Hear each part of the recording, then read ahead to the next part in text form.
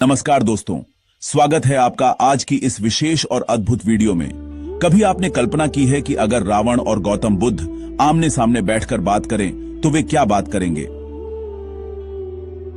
एक ओर रावण, जो तपस्वी भी है और तानाशाह भी, जो वेदों का जानकार भी है और अहंकार का पुतला भी, और दूसरी ओर गौतम बुद्ध, जो संसार का त्याग कर चुके हैं, जिन्होंने आत्मबोध की परम ऊंचाई को छू लिया है, जो करुणा, शांति और ज्ञान के प्रतीक हैं। आज हम बात करेंगे लंकावतार सूत्र की, बौद्ध धर्म के महायान शाखा का एक रहस्यमयी ग्रंथ। यह सूत्र भगवान बुद्ध और रावण के बीच हुए संवाद को प्रस्तुत करता है। ये संवाद सामान्य नहीं है, ये प्रश्न और उत्तर चित्त के गहराई तक जाते हैं, जहां मैं कौन हूं, यह संसार क्या है और सत्य क्या है, जैसे प्रश्नों के उत्तर मिलते हैं। चलिए इस अद्भुत संवाद की शुरुआत करते हैं। कहानी की शुरुआत होती है लंका से, वही लंका जिसे हम रामायण से जानते हैं, रावण की स्वर्ण नगरी। लेकिन यहां वह रावण युद्ध रथ रावण नहीं है। यह वह रावण है जो जीवन और मृत्यु से संबंधित प्रश्न पूछता है, जो सत्य जानना चाहता है, जो आत्मज्ञान की खोज में है। लंकावतार सूत्र में उसे रावण महाबली कहा गया है, एक ऐसा राजा जो गौतम बुद्ध के आने की खबर सुनकर अपना सारा अभिमान त्याग देता है, लंका को दिव्य प्रकाश से सजाता है और गौतम बुद्ध का स्वागत करता है। यह दृश्य अद्भुत है। महलों में घंटियां बज रही हैं, पुष्पों की वर्षा हो रही है और राजमहल बोधिसत्व के स्वागत में नतमस्तक है। भगवान बुद्ध लंका आते हैं। रावण उन्हें प्रणाम करता है और कहता है, हे तथागत, मैं आपके शरण में हूं। मेरी एक ही अभिलाषा है, कृपया मुझे वह ज्ञान दें जो जन्म और मृत्यु से परे हो। मुझे यह जानना है कि आत्मा क्या है, बुद्धत्व क्या है और यह सारा संसार क्या है। गौतम बुद्ध मुस्कुराते हैं। वे शांत हैं, स्थिर हैं, जैसे कोई झील हो जिसके तल तक सब कुछ स्पष्ट दिखता है।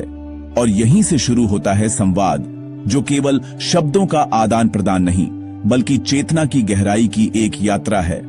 गौतम बुद्ध कहते हैं, हे लंकेश्वर, यह जान लो कि जो कुछ तुम देखते हो, अनुभव करते हो, सुनते हो, वह सब कुछ केवल तुम्हारे चित्त की कल्पना है। इस संसार में कोई भी वस्तु स्वतंत्र अस्तित्व में नहीं है, सब कुछ चित्त मात्र है। रावण चकित हो जाता है। वह पूछता है, क्या आप कह रहे हैं कि यह सारा संसार, पर्वत, आकाश, मेरे महल, मेरा शरीर, सब मेरे ही मन की उपज है? गौतम बुद्ध उत्तर देते हैं, हां, जब तक मन भ्रम में है तब तक यह जगत वास्तविक प्रतीत होता है, पर जब मन जाग जाता है तब ज्ञान उत्पन्न होता है कि सब कुछ एक स्वप्न था, एक प्रतिबिंब था। गौतम बुद्ध की यह बात एक भारी दर्शन को जन्म देती है, जिसे हम चित्तमात्रवाद कहते हैं। यह बौद्ध दर्शन की वह शाखा है जो कहती है कि बाहर कुछ भी नहीं है, जो भी है वह सब भीतर है। हमारी सारी पीड़ा, हमारी सारी आकांक्षाएं, हमारा मोह, सब मन की गहराई में चलते विचारों की लहरें हैं।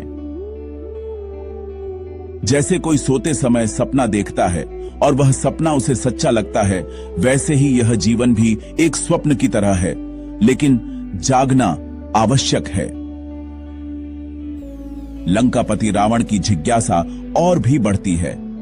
वह पूछता है, हे तथागत, अगर सब कुछ मन ही है तो आत्मा कहां है?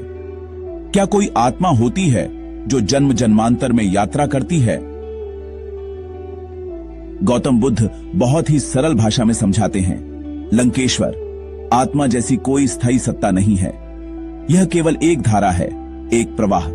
जैसे एक नदी बहती है, उसी प्रकार चित्त, संस्कारों, स्मृतियों और वासनाओं का प्रवाह है। यह धारा जब एक शरीर को छोड़ती है तो कर्मों के अनुसार अगले शरीर में प्रवेश करती है। अच्छे बुरे कर्मों के कारण यह धारा निरंतर चलती रहती है। यही पुनर्जन्म है। गौतम बुद्ध का यह उत्तर अत्यंत क्रांतिकारी है। हिंदू दृष्टिकोण जहां आत्मा को शाश्वत मानता है, वहीं गौतम बुद्ध कहते हैं कि आत्मा केवल एक भ्रम है। यह कोई ठोस सत्ता नहीं, बल्कि निरंतर बदलता अनुभव है। उन्होंने इसे अनात्म कहा, मतलब न कोई स्थायी मैं है, न कोई स्वतंत्र आत्मा। लंकापति रावण एक क्षण के लिए मौन हो जाता है। वह सोच में पड़ जाता है। अगर आत्मा भी नहीं है तो क्या वास्तव में कुछ भी नहीं है?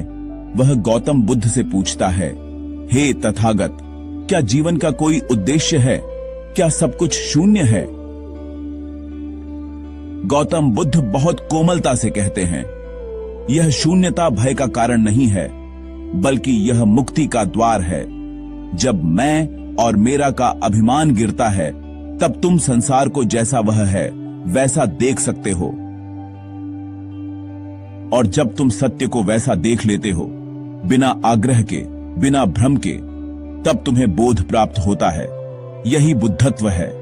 लंकापति रावण एक और प्रश्न करता है, क्या बुद्धत्व कोई विशेष व्यक्ति की अवस्था है या कोई दिव्य उपाधि? गौतम बुद्ध मुस्कुराते हैं और कहते हैं, हर जीव में बुद्धत्व का बीज होता है। तुम में भी, मुझ में भी, हर एक में। फर्क बस इतना है कि कोई उस बीज को सिंचित करता है और कोई नहीं। जो भ्रम से मुक्त होता है वही बुद्ध हो जाता है। बुद्धत्व कोई बाहर की चीज नहीं, वह तुम्हारे ही भीतर है। गौतम बुद्ध के इन शब्दों से रावण की चेतना में जैसे एक भूचाल आ जाता है। वह जो अब तक शक्तिशाली होने पर गर्व करता था, उसे बोध होता है कि असली शक्ति बाहरी नहीं, आंतरिक है। उसके भीतर एक मौन उतर आता है। कुछ क्षणों के मौन के बाद रावण फिर एक अंतिम प्रश्न करता है, हे तथागत, निर्वाण क्या है? क्या वह कोई स्थान है, कोई स्वर्ग जहां जाकर शांति मिलती है?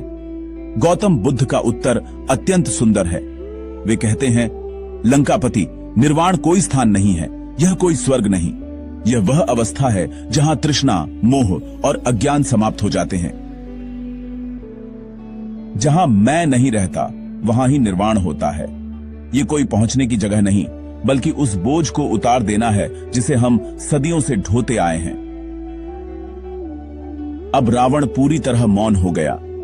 उसकी आंखों में आंसू थे। वह समझ चुका कि लंका के महलों से बड़ा महल उसके ही भीतर है, उसका चित्त, और वहां जो दीपक जलता है वही बुद्धत्व है। रावण भगवान बुद्ध के चरणों में झुक जाता है और कहता है, हे तथागत, आपने लंका पर नहीं, मेरे भीतर के रावण पर विजय प्राप्त की है। आपने मुझे जीत लिया। गौतम बुद्ध कुछ नहीं कहते, बस मौन रहते हैं, क्योंकि सत्य का उत्तर मौन में ही होता है। इस प्रकार समाप्त होता है लंकापति रावण और गौतम बुद्ध का संवाद। यह केवल एक संवाद नहीं, यह हम सबके भीतर के प्रश्न हैं। हम सभी के भीतर रावण है, जो जानना चाहता है पर भ्रम में है, और हम सभी के भीतर बुद्ध भी हैं, जो शांत हैं, करुणामय हैं और बस जागने की प्रतीक्षा कर रहे हैं।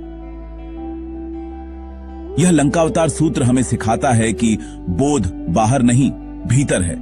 यह सूत्र हमें ध्यान का, मौन का और आत्मचिंतन का रास्ता दिखाता है। और सबसे बड़ी बात, यह बताता है कि अगर रावण भी बुद्ध के चरणों में ज्ञान पा सकता है, तो हम भी पा सकते हैं। लेकिन